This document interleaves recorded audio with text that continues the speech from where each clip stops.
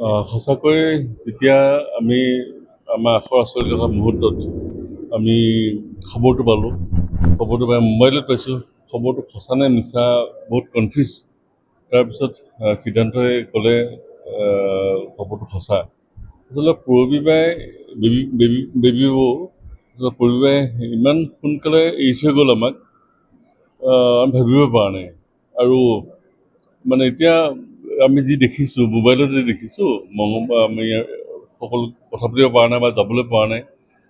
দেখি পিনি বেয়া লাগিছে সঁচাকৈ। এতিয়া তপন দা আৰু ভণ্টিজনী, তপনৰ ছোৱালী, মানে ইমান হিয়াৰ কান্দিছে। আৰু বেবীয়ে আচলতে বহুত কাম দিছে গৈছে ন অসমখনক, ভাল ভাল কাম দিছে আৰু কাম কৰিবলগা বহুতো আছিল। আৰু এই মুহূৰ্তত কি ক'ম আৰু, তেখেতলৈ সমবেদনা আমি দিছোঁ আৰু সেইটোৱেই। এটা অতি দুখজনক খবৰ সকলোকে আচৰিত কৰি তুলিলে।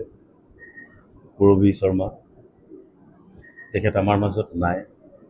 হঠাতে খবৰ পালোঁ ৰিহাৰ্চেল কৰি থকা সময়তে পূৰবী শৰ্মা আমাৰ মাজত নাই। আমি সকলো আচৰিত হৈছিলোঁ, নাটকৰ ৰিহাৰ্চেল কৰি আছিলোঁ। খবৰটো পাই সকলোৰে মানে মনত একোটা হেৰি হ'ল যে কি হ'ল এইটো কথাটো। সিদিনা আমি সিদ্ধাৰ্থ শৰ্মা, শৰ্মিষ্ঠা আছিলে, আমি গোটেইখিনিয়ে বাৰ কথা কৈ পাতি আছিলোঁ, তপন দাৰ কথা পাতি আছিলোঁ। কিন্তু আজি হঠাতে যিটো খবৰ পালোঁ, সঁচাই বৰ দুখজনক খবৰ। বহু সৰুৰ পৰাই তেখেতৰ অভিনয় আমি চাই আহিছোঁ। তপন দাৰ লগত তেখেত থিয়েটাৰতো জড়িত হৈ আছিলে, অভিনয় চাইছিলোঁ। লাইলা মজনু নাটক আছিলে, সেই নাটক চাই আমি প্ৰেৰণা পাইছিলোঁ তেখেতসকলৰ। এতিয়া নতুনকৈ সিদ্ধান্ত শৰ্মাহঁতে বাৰ লগত কাম কৰি আছে, হয়নে? বহুতখিনি কাম কৰিছিলোঁ মই বাৰ লগত, চিৰিয়েল কৰিছিলোঁ। তেখেতৰ লগত মই ৰিচেণ্ট কথাও হৈছিলে, ৰাতি 11:30 বজাত ফোন কৰিছিলোঁ, বাৰ খবৰ ভালে এনেকৈ।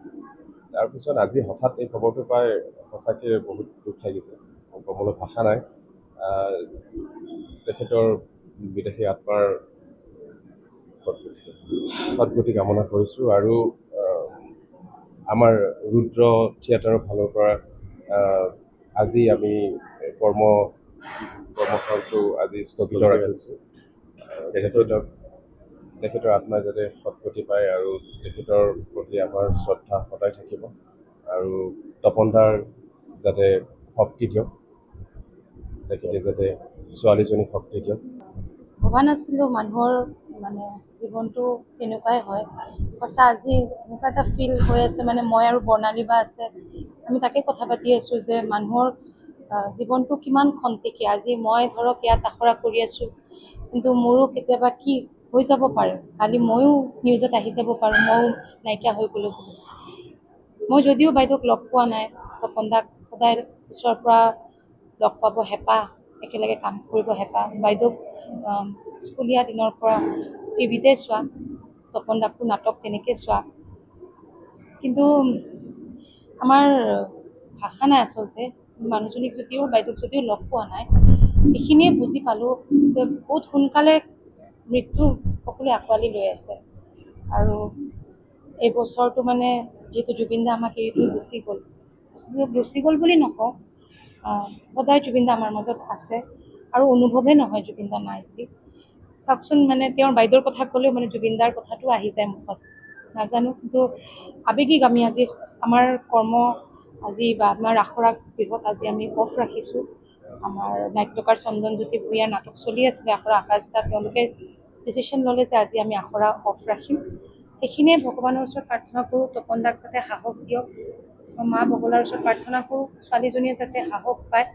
আৰু তেওঁলোকৰ আৰু এতিয়া কোৱাটো ভাষা নাই, এইখিনি টাইমত মই কনচোল কৰোঁ বা যি কৰোঁ বা মোৰ ফালৰ পৰা যি কওঁ, কিন্তু যাৰ হৈছে তেওঁলোকে বুজি পায়। আৰু সদায় ভগৱানৰ ওচৰত প্ৰাৰ্থনা কৰোঁ আটাইকেইজন মানুহ যাতে সদায় ভালে সুস্থ হৈ থাকে। ধন্যবাদ।